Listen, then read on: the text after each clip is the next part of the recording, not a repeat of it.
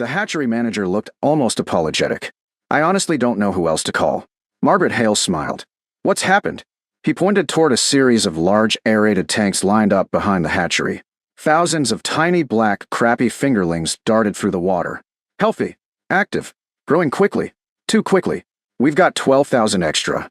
Margaret looked surprised. How? 3 county lake projects were canceled. He sighed. The fish are ready. The ponds aren't. Silence settled between them. If we don't move them soon. He didn't finish the sentence. He didn't have to. Fingerlings couldn't stay crowded forever. Margaret stepped closer to one tank. The little fish scattered before slowly circling back. Healthy stock. Excellent size. She looked back at the manager. What happens if nobody buys them? He rubbed the back of his neck. We'll probably have to destroy them. Margaret frowned. What are you asking? The manager smiled hopefully. You still got that back pond? I do. It isn't huge. No. But it's spring-fed. Margaret nodded. It is. He hesitated. I'll sell you every fingerling for less than it costs us to feed them another week. Margaret looked toward the tanks again. 12,000 fish. Far more than she had ever considered raising. Nathan arrived just then with the farm truck. He looked from Margaret to the hatchery tanks. That's a lot of fish. Margaret smiled. 12,000. Nathan blinked. 12,000. The hatchery manager nodded. They're practically giving them away. Nathan looked confused. So, he turned toward Margaret. What exactly are we going to do with 12,000 crappie? Margaret looked toward the distant hills, then smiled. We're going fishing. Nathan laughed. I had a feeling you'd say something like that. The Hale farm covered nearly 200 acres. Most of it consisted of pasture and hay ground. But behind an old stand of cottonwoods sat one forgotten pond. Nearly 4 acres. Fed year-round by a deep natural spring. Too rocky for irrigation. Too isolated for recreation. For decades it simply existed. Samuel Hale never considered it wasted land. When Margaret was 13, they fished there one quiet evening. Samuel caught nothing. Margaret finally asked why they kept returning. He smiled. You think ponds are only for catching fish? She nodded. Aren't they? He looked across the still water. No. Silence. A healthy pond stores tomorrow. She never forgot that. Years later, those words echoed through her mind while hatchery workers carefully loaded oxygenated transport tanks onto the trailer. The fingerlings reached the farm before sunset. The stocking process lasted nearly 4 hours. Thousands of tiny fish disappeared into the dark green water. Nathan leaned against the dock afterward. Think they'll survive? Margaret watched the last ripples fade. The pond will decide. The county quickly learned about the purchase. Naturally, by Saturday morning the diner buzzed with conversation. Dale Harper folded his newspaper. You hear about Margaret? Rick looked up. What now? Bought 12,000 crappie. Several farmers laughed. For that little pond. Dale nodded. Another rancher shook his head. They'll eat each other before fall. More laughter followed.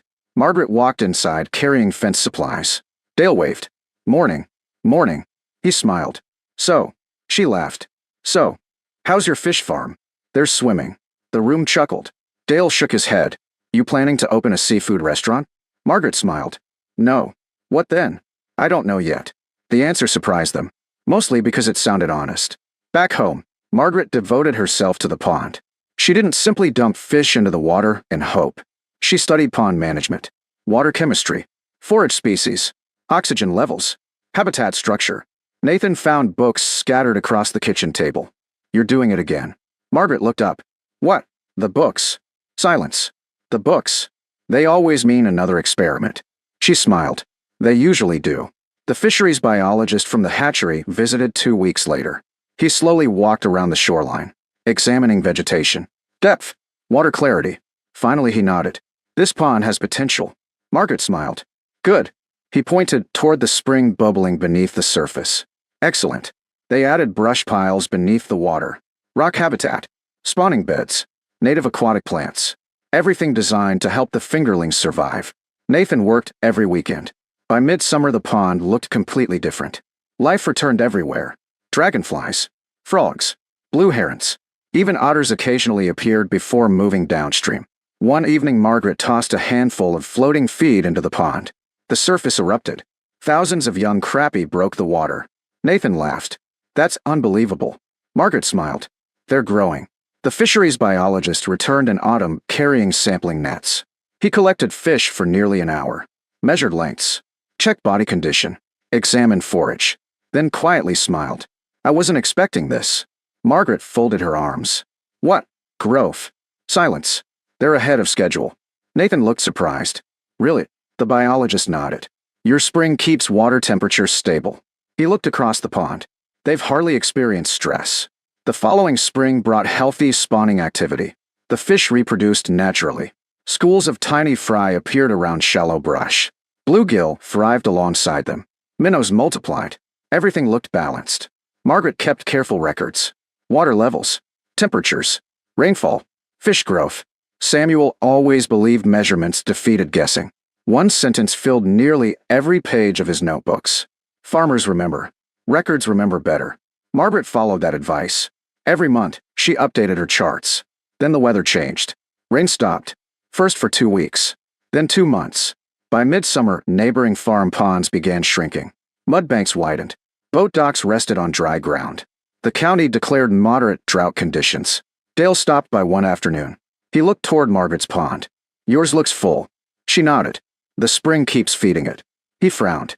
My pond's down almost 4 feet. Margaret glanced toward the bubbling spring near the far bank. Ours hasn't changed much. Summer became brutal. Temperatures climbed above 100 degrees repeatedly. Creeks stopped flowing. Stock ponds dried completely. Hay production collapsed. Fish kills appeared across several county lakes. News crews reported floating dead fish by the thousands. The fisheries biologist arrived unexpectedly one morning. He stood silently beside Margaret's pond. The water remained cool, clear, steady. Schools of large crappie cruised beneath the dock. He slowly smiled. I've got a question. Margaret looked over. Go ahead. He pointed toward the healthy schools of fish gliding through the spring-fed water. Have you realized you may be looking at one of the only surviving harvestable crappie populations in the entire county? The fisheries biologist stood quietly beside the dock. He pointed toward the schools of mature crappie gliding beneath the crystal-clear spring water. Have you realized you may be looking at one of the only surviving harvestable crappie populations in the entire county? Margaret looked across the pond. She hadn't thought about it that way. She simply wanted healthy fish. The biologist continued. Nearly every shallow pond around here has overheated. Nathan looked surprised. What about the lakes? They're struggling. He pointed toward the spring bubbling from beneath limestone rocks. This spring never stopped flowing. The water remained cool, fresh, highly oxygenated. Exactly what the crappie needed. For the first time, Margaret realized Samuel hadn't simply left behind a pond. He had protected a resource. News traveled quickly. Within days, local bait shops started calling. Then small seafood markets. Then family-owned restaurants. Everyone asked the same question. Do you have fish? Margaret answered carefully. Some. She refused to overharvest. The fisheries biologist helped her create a management plan. Only larger fish could be harvested. Smaller fish remained to reproduce. Every catch was recorded. Every pound documented. Nathan looked at the notebook. You've got charts again. Margaret smiled. I always have charts. The first harvest happened early that autumn. At sunrise, Margaret and Nathan eased a small aluminum boat across the pond. They pulled carefully placed trap nets. Each held beautiful, healthy black crappie. Thick-bodied. Well-fed. Silver scales flashing beneath the morning sun. Nathan whistled softly. I've never seen fish this healthy. Neither had the seafood buyer waiting beside the pond. He inspected several fish. Checked their condition. Then smiled. I'll take every legal fish you've got. Margaret shook her head. No. He looked surprised. No. I'll sell you today's harvest. Silence. But the pond comes first. The buyer nodded slowly. I respect that. The fish sold within an hour. Then another buyer called. Then another. Demand exceeded supply almost immediately. By October, people drove from neighboring counties hoping to purchase fresh crappie. The local diner owner visited the farm one afternoon. I've got an idea. Margaret smiled. What? I want a Friday crappie special. She laughed. You'll have to reserve fish. I already have. The special sold out every Friday for 3 straight months. Soon other restaurants joined the waiting list. Nobody had dependable local crappie anymore. Except Margaret. One Saturday morning the diner conversation sounded completely different. Dale Harper folded his newspaper. You hear? Rick looked up. What now? Margaret's fish are selling before she catches them. Another farmer laughed softly. I remember when we called it a mud hole. Dale shook his head. I remember calling those fingerlings fish food. Silence settled around the table. Nobody laughed. Not anymore. The county agricultural office invited Margaret to speak at its annual conservation meeting. She almost declined. Nathan smiled. They don't want a speech. She looked puzzled. What then? They want the pond. The meeting hall filled with farmers, ranchers, wildlife managers, extension agents. Everyone wanted to know how one small pond survived while others failed. Margaret stood beside a simple photograph of the spring-fed pond.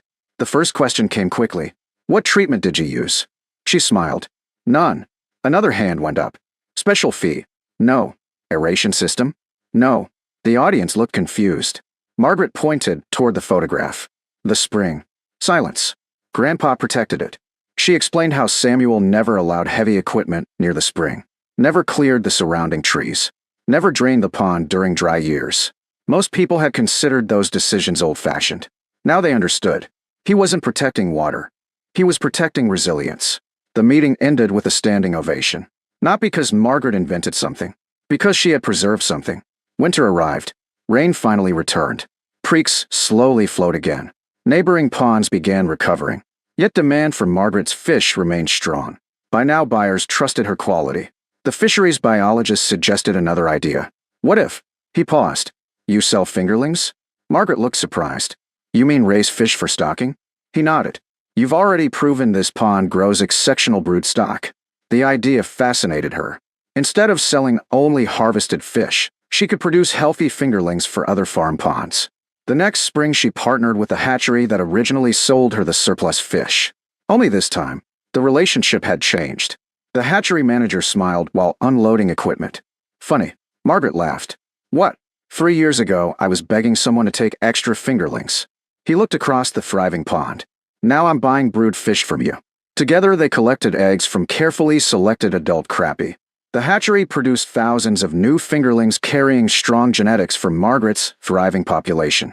Farmers lined up to restock drought-damaged ponds. Several returned the following year. One smiled broadly. My pond's alive again. Another said, my grandkids caught their first crappie last weekend. Those stories mattered more to Margaret than the checks. One summer afternoon, the county announced a new watershed conservation project. Officials asked Margaret if they could use her pond as a demonstration site. School groups visited. Young farmers toured the property. Biologists explained spring protection, fish habitat, and sustainable harvesting.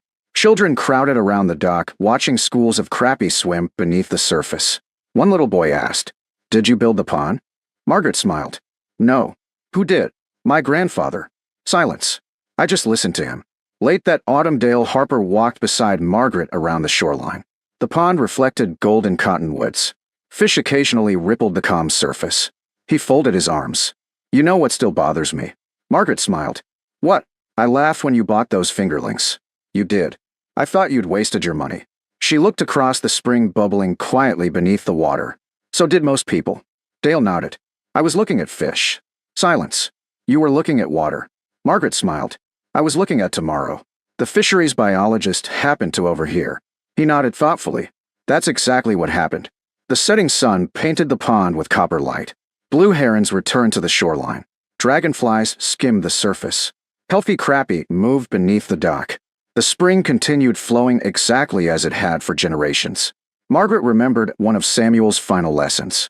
He often shared it whenever they walked past the pond. The farm gives us more than today's harvest.